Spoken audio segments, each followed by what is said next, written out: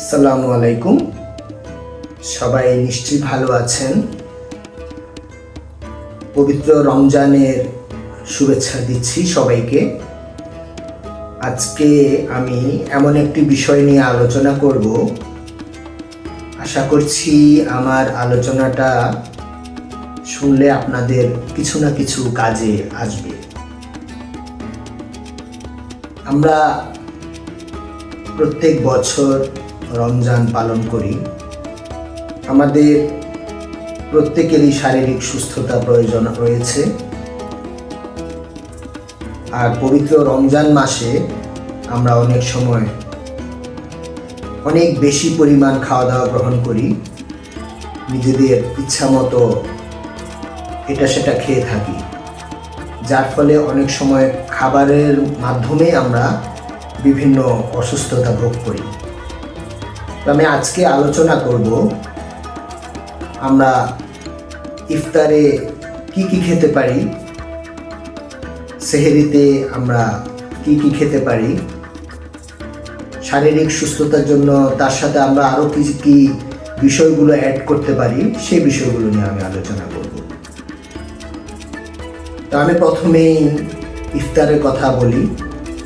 আমরা অনেক সময় ইফতারে আমাদের ইচ্ছা মতো খাবার খেয়ে থাকি, কারণ সারাদিন রোজা রাখার পরে খুব ক্ষুধার্ত থাকার কারণে অনেক সময় অনেক কিছুই ভোগরাশে আমরা খেতে থাকি। তা আমরা সাধারণত খেজুর খেয়ে থাকি। তো খেজুর যদি আমরা খেয়ে থাকি, প্রথমে আমরা খেজুরের সাথে একটা করে কাঠবাদাম বা 2-3টা করে কাঠবাদাম আমরা খেতে পারবো, কারণ কাঠবাদামটা আমাকে সম্পূর্ণ সতেজ রাখবে এবং খেজুর আমাদের শারীরিক যেই চাহিদা, সুগারের যে চাহিদা, সেটা পূরণ করবে। সেটার সাথে আমরা কিছু ফলমূল খেতে পারি, সিজনাল ফল যেমন কলা, আনারস, তারপর পেয়ারা, পেঁপে। এই ফলগুলো সাধারণত এখন পাওয়া যাচ্ছে। এই ফলগুলো আমরা খেতে পারি। আর এটার সাথে আমাদের পানীয় খেতে হবে। আর এই খাবারটা খাবার পরে আমরা চেষ্টা করব কিছুক্ষণ বিরতি দেওয়ার জন্য। আমরা অনেকেই বিরতি দিয়ে থাকি। এই সময় আমরা অল্প কিছু খাবার গ্রহণ করে প্রথমে মাগরিবের নামাজটা আদায় করি এবং সাথে সাথে আরও কিছুক্ষণ পর আমরা অন্যান্য খাবারগুলো গ্রহণ করি।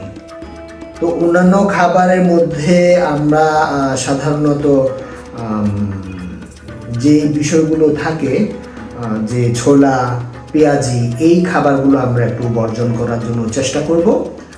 তো সেই ক্ষেত্রে আমাদের কিছু বিষয়ের দিকে একটু লক্ষ্য রাখতে হবে।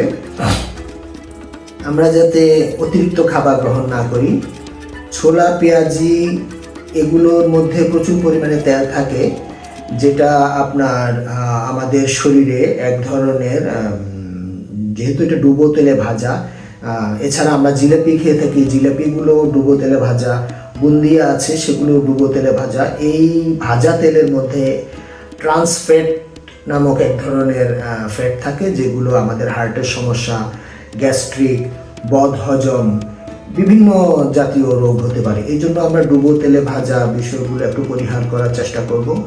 আমরা অনেক সময় অনেকে খুব মশলাদার খাবারও ইফতারিতে গ্রহণ করে থাকি, সেগুলো আমরা বর্জন করার চেষ্টা করব। তবে আমরা যেই অনেক সময় শরবত বা জুস খেয়ে থাকি, যেগুলো চিনি দিয়ে তৈরি করা হয়, আসলে শরবত বা জুস যদি পরিহার করতে পারি সেটা আরও ভালো হবে, কারণ অতিরিক্ত আমাদের শরীরে সেই ধরনের সুগারের তেমন একটা প্রয়োজন হবে না। যে সুগারগুলো আমরা ফলমূল বা খেজুর থেকে আমরা পেয়ে থাকি, সেগুলোই আমাদের কাজে লাগবে। আর এরপরে আমি বলবো আপনাদেরকে, যদি আপনারা রাতে খাবার গ্রহণ করেন, তাহলে রাতের খাবারের সাথে আপনাদের সবজি রাখতে পারেন, তারপর ছোলা, হালকা ছোলা রাখতে পারেন, সিদ্ধ ছোলা, যেটা লবণ দিয়ে হালকা লবণে সিদ্ধ ছোলা, এই ছোলাটা রাখতে পারেন। তার সাথে কিছু ফলও খাবেন। আর যদি ভাত খেতে হয় তাহলে লাল ঢেঁকি ছাটা চালের ভাত খেতে পারলে ভালো হয়, অল্প ভাত হবে, অথবা লাল আটার রুটি খেতে পারলে ভালো হবে। তো সেগুলো আমরা খাবো।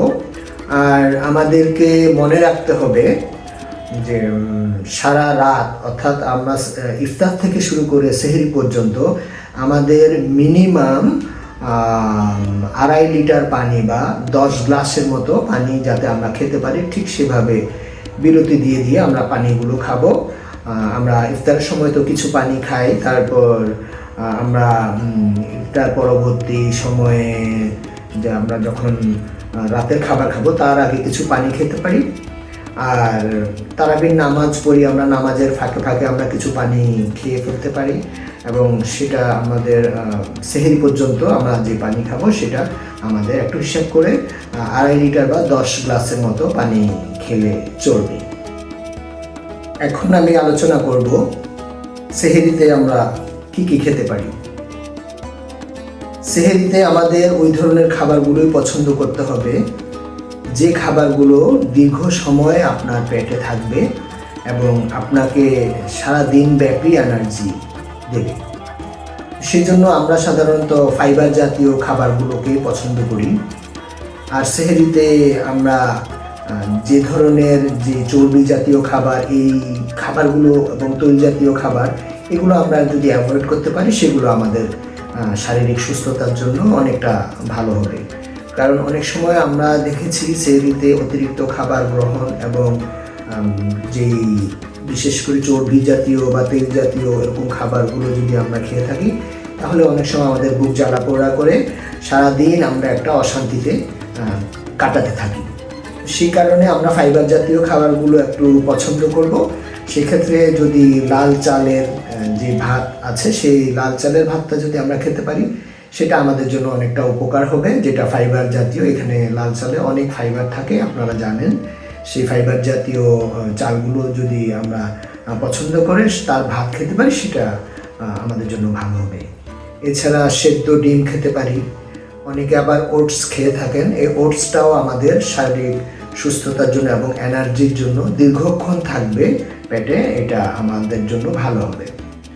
এরপর আমরা সেহরিতে কিছু বাদাম খেতে পারি, কারণ বাদামটা হজম হতে একটু সময় লাগে। সেই কারণে বাদামটা যদি আমরা খেতে পারি তাহলে আমার মনে হয় সেটা একটু ভালো খাবার। আর তার সাথে চিয়া সিড যদি আমরা অনেকে খেয়ে থাকি, এই চিয়া সিডটাও মানে আমরা খেতে পারি। আর আমাদের পরিমাণ মতো আমরা পানি খাবো, সেটা আমরা লক্ষ্য রাখবো। এই খাবারগুলো খেলে আশা করি আপনাদের শরীর সুস্থ থাকবে। আর সেহরিতে খেয়ে আমরা অনেক সময় সাথে সাথে শুয়ে পড়ি। আশা করছি খাওয়ার পরপর আমরা শুয়ে যাব না, আমরা কিছুক্ষণ হাঁটাহাঁটি করব। অনেকে সেহরি খাবার পরে নামাজ পড়েন, নামাজটা পড়ে নিব, নামাজ পড়ে একটু হাঁটাহাঁটি করে তারপর আমরা একটু শুতে পারি। তবে রমজানে একটা বিষয় মনে রাখতে হবে, রমজানে আমরা অনেক সময় ভাবি যে না ব্যায়াম করব না, রমজানে ব্যায়াম করা যাবে না বা হাঁটা যাবে না, এরকম কোনো বাধ্যবাধকতা নেই। চেষ্টা করবেন নিয়মিত একটু ব্যায়াম করার জন্য, একটু হাঁটার জন্য। যেটা আমি বলবো আপনাদেরকে, ইফতারের পর আপনি একটু হাঁটতে পারেন, অথবা ইফতারের আগে একটু হাঁটতে পারেন বা ব্যায়াম করতে পারেন। এই ব্যায়ামগুলো করলে আপনাদের জন্য একটু ভালো হবে। আশা করছি সম্পূর্ণ রমজান আপনারা সুস্থ এবং সুন্দরভাবে কাটাবেন। আর পরিবারের সবাইকে নিয়ে ভালো একটা রমজান আপনাদের যাক, এই প্রত্যাশা করছি।